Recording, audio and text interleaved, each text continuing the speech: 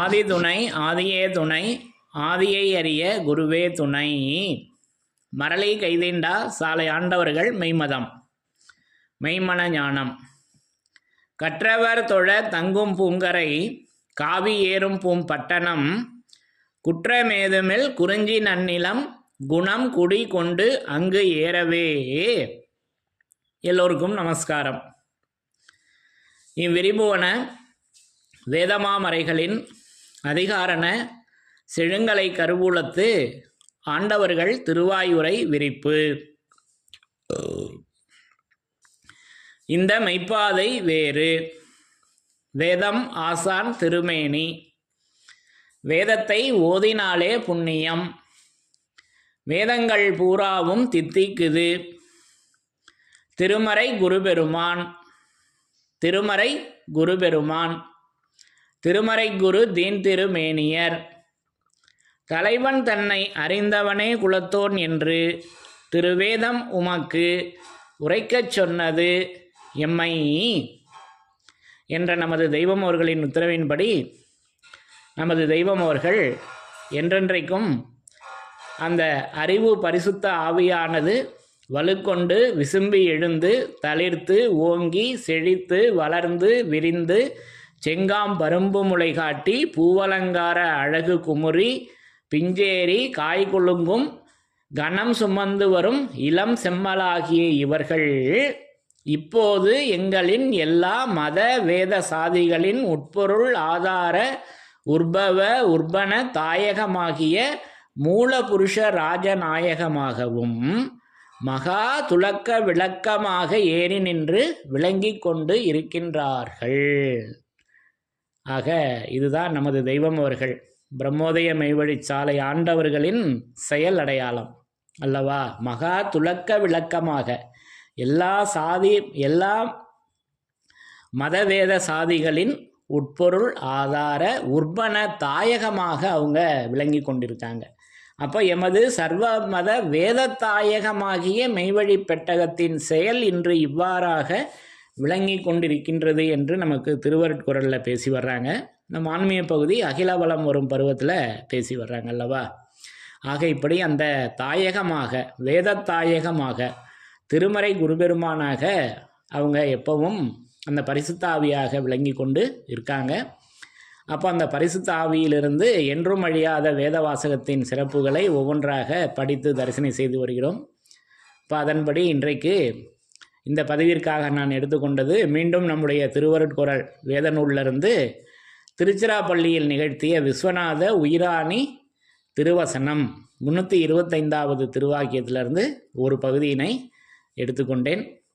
அந்த திருவாக்கியத்தில் அந்த அழியாதது எப்படி இருக்கிறது என்பதை நமக்கு அற்புதமாக அதன் செயலடையாளங்களை இங்கே எடுத்து விவரித்து பேசி வர்றாங்க. முதல்ல வாசகங்களை படித்து தரிசனை செய்யலாம்.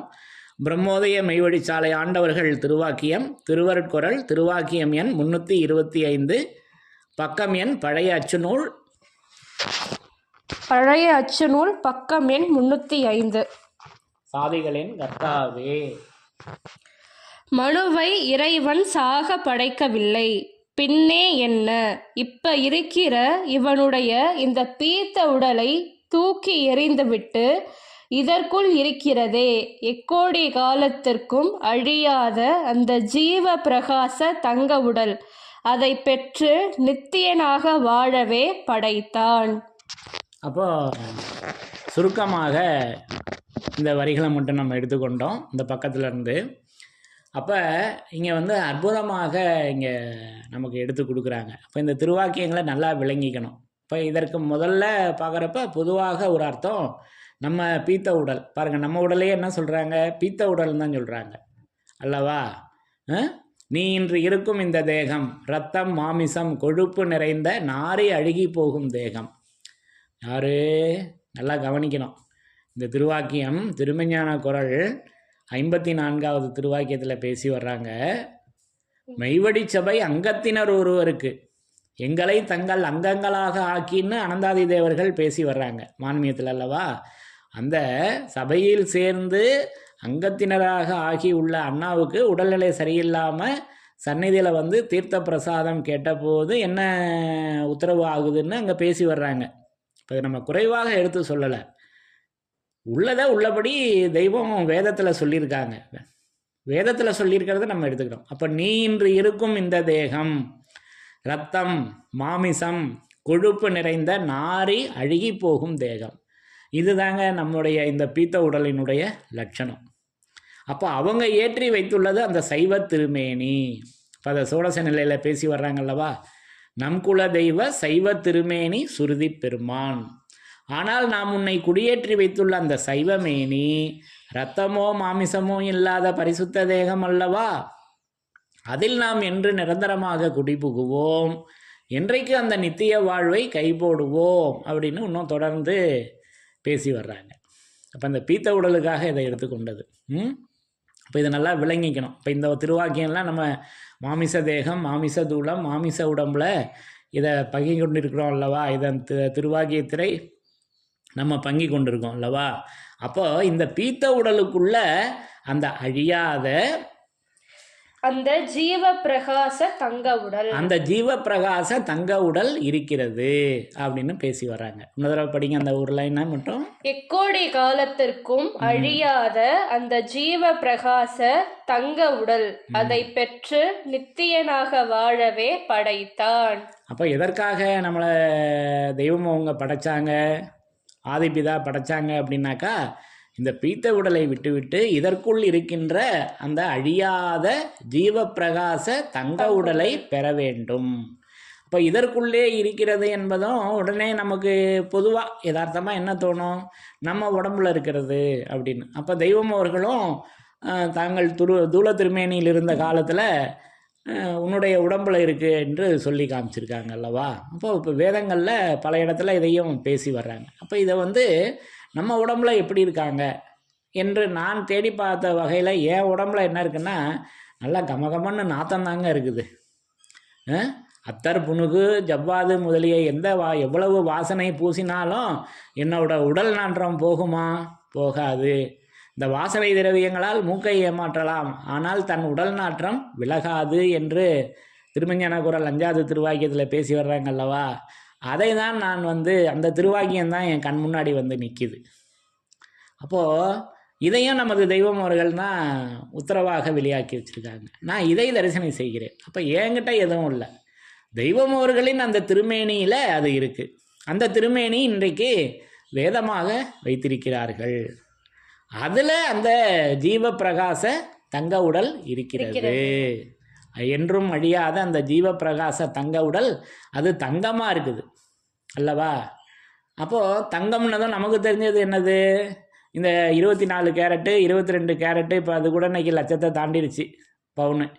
இப்போ வந்துருச்சு 12 கேரட் வந்துருச்சு, 9 கேரட் வந்துருச்சு, 6 கேரட்டெல்லாம் வந்துருச்சு விலை கருத்தில் கொண்டு. அதுதான் நமக்கு அந்த தங்கம்தான் ஞாபகம் வருமே தவிர, இந்த வேத வாசகங்களை நம்முடைய அழிநினைவில் தங்க வைக்க வேணும். இதுவும் தங்கம் தானே, தங்க வைக்கிறது தானே. அப்போ என்னுடைய அழிந்து போகிற உடல் திருவருட்குறள் 266 உன் எண்ணம் அழிந்தே போகின்ற நேசத்தை உயிராக கொண்டிருக்கிறது. அந்த நேசத்தை விட்டு விட்டு ஆண்டவர்கள் அருளுக்குள் நீ நுழைந்து கொள்ள வேண்டும், அவர்கள் அருளையே அருந்த வேண்டும் என்றெல்லாம் தொடர்ந்து பேசி வர்றாங்க அல்லவா. அப்போ என் நினைவில் இதுதான் தங்கி போயிருக்கு, அழிந்து போகிறது தான் தங்கி போயிருக்கு. அதை ஓரங்கட்டி விட்டு அதை அழித்து விட்டு தெய்வம் அவர்களின் நினைவாகிய அந்த வேதவாசகம், இந்த வேதவாசகம் எங்கிருந்தது? பிரம்மலயத்தில் இருந்தது. அது தெய்வம் அவர்களின் நினைவில் இருந்தது, அவர்களுடைய ஆலவாயில் இருந்தது, அது பிரம்மலயத்தில் இருந்தது. அந்த பிரம்மலயத்தில் இருக்கின்ற அந்த நினைவை நமக்கு இன்னைக்கு வேதவாசகமாக எடுத்து வச்சுருக்காங்க. அப்போ இதெல்லாம் வந்து 188வது திருவாக்கியத்தில் பேசியிருக்காங்களவா திருவருட்குறளில். அப்போது அந்த வேதவாசகங்களை எடுத்து நம்ம நினைவில் தங்க வச்சிக்கும் போது நம்ம உடலும் தங்க உடலாக இப்போவே ஆகிறது என்பது இப்படி நான் விளங்கி கொள்கிறேன், இப்படி நான் விளங்கி கொண்டுள்ளேன். அப்போது அடக்கத்திற்கு பிறகு தங்க உடலாக மாற்றுகிறார்கள், அது அவர்களுடைய தவ வல்லபம். இப்போவே ஒரு தங்க உடலை இப்போவே நமக்கு இப்போ இந்த அனித்திய உயிர் இருக்கும்போதே ஒரு தங்க உடலை நம்ம பெற்றுக்கொள்ள முடியும். அப்போ அதை தான் நமக்கு தரணி இல்லாத ஒரு தனிச்செயற் பதியில் அற்புதமாக சொல்லி வர்றாங்க. உன்னுடையது என்று நீ எடுத்து வந்த இந்த அனித்திய உடலானதற்கு அனித்தியம் பீடிக்கும் முன்னே பாருங்க, அனித்தியம் பீடிக்கும் முன்னே தேவ பிரகாசம் ஒளிரும். அந்த பிரகாசம் தான் அழியாதது. அது தேவ பிரகாசம், அது வேத பிரகாசம், அது சுயம் பிரகாசம். அது தேவ பிரகாசம், வேத பிரகாசம் ஒளிரும் நித்திய உடல் என்ன பெற்ற சூக்கும காரண மகாகாரண உடலை தனது என கைப்பற்றி நித்திய வாழ்வில் ஏறி நிலைப்பதற்கு உனக்கு வேண்டிய ஆவண நெறியருள் புரிவோம் என்று தரணியில் இல்லாத ஒரு தனிச்செயற்பதியிலையும் அந்த பிரகாசத்தை, அந்த சுயம் பிரகாசத்தை நமக்கு எடுத்து வழங்கியிருக்காங்க. தெய்வத்தேடு ஊடகத்திலையும் வழங்கியிருக்காங்க. அந்த நியாயாசன தாயகத்தினிடமிருந்து கிளம்பிய ஒளியோசையினை நீங்கள் கேட்டீர்களா? என் மீட்புக்குள்ள தெய்வக்குடி பிரகாசம் கண்ட சௌந்தரிய பிறவியரே.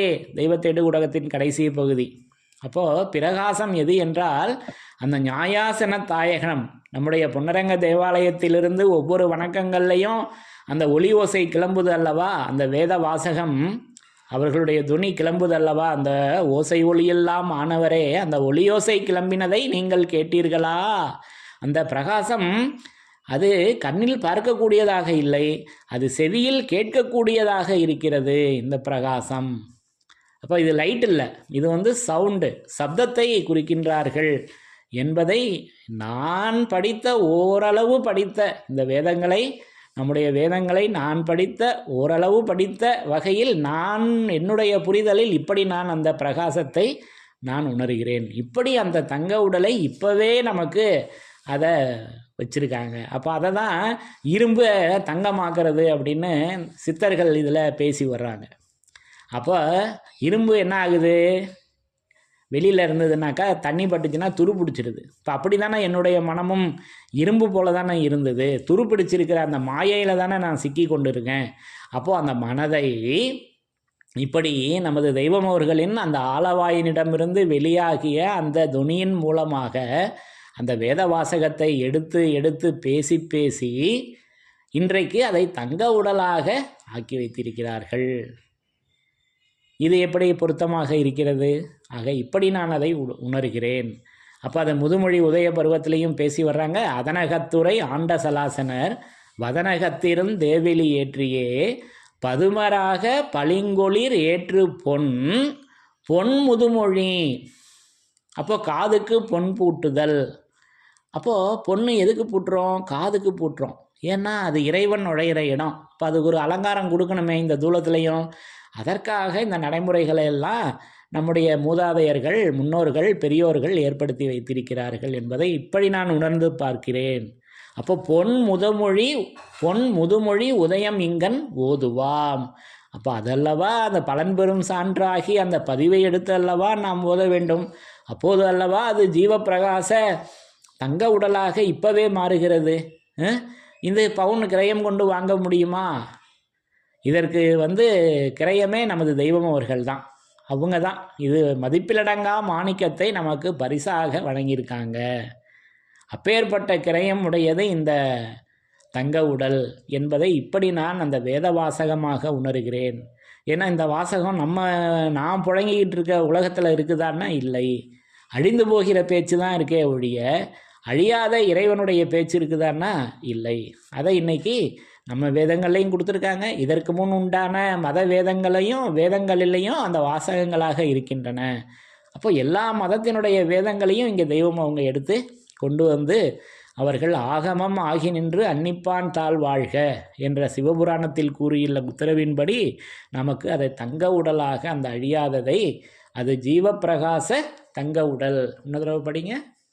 அழியாத அந்த ஜீவ பிரகாச தங்க உடல். அழியாத ஜீவப்பிரகாச அந்த தங்க உடல் இப்படி அழியாததாக எப்பவும் அது தங்கமாக இருக்கு. அப்போ தங்கமாக மாறிடுச்சுன்னாக்கா அப்போ அது அழியுமா? அழியாது. ஆக இப்படி அதை நமக்கு இந்த வித்தியாசங்களை நம்ம உணரணும் அல்லவா? சொர்க்க தேகத்திற்குள் புகுவதற்கும் நரகதேகத்திற்குள் புகுவதற்கும் உள்ள வித்தியாசத்தை இப்பவே இந்த தூலத்திலேயே காட்டுகின்ற அடையாளங்களை நாம் பேச்சிலும் நூல்களிலும் வெளியாக்கி இருக்கிறோம். இது சாகா கலை கிரந்தத்தின் தீர்ப்பு. இப்போ இதெல்லாம் நம்ம வேதத்தின் சிறப்பில் திருமஞான குரல் 3வது திருவாக்கியத்தில் படித்து தரிசனை செய்திருக்கிறோம் அல்லவா? ஆக இப்படி அந்த அழியாத என்றும் அழியாத வேத வாசகம் அது அழியாத ஜீவப்பிரகாச தங்க உடலாக விளங்கி கொண்டிருக்கிறது. அது திருமறையாக குருபெருமானாக அவர்கள் எப்பவும் அந்த திருவேதமாக திருமறையாக விளங்கி கொண்டிருக்கின்றார்கள் என்பதை இப்படி நான் உணர்ந்து கொண்டேன் என்று கூறி என்றும் அழியாத வேத வாசகத்தின் சிறப்புகள் தொடரும். தலைவன் தன்னை அறிந்தவனே குலத்தோன் என்று திருவேதம் உமக்கு உரைக்கச் சொன்னது எம்மை. திருவேதம் உமக்கு உரைக்கச் சொன்னது எம்மை. என்றும் அழியாத என்றும் மாறாத என்றும் வாடாத வேத வாசகத்தின் சிறப்புகள் தொடரும். எல்லோருக்கும் நமஸ்காரம்.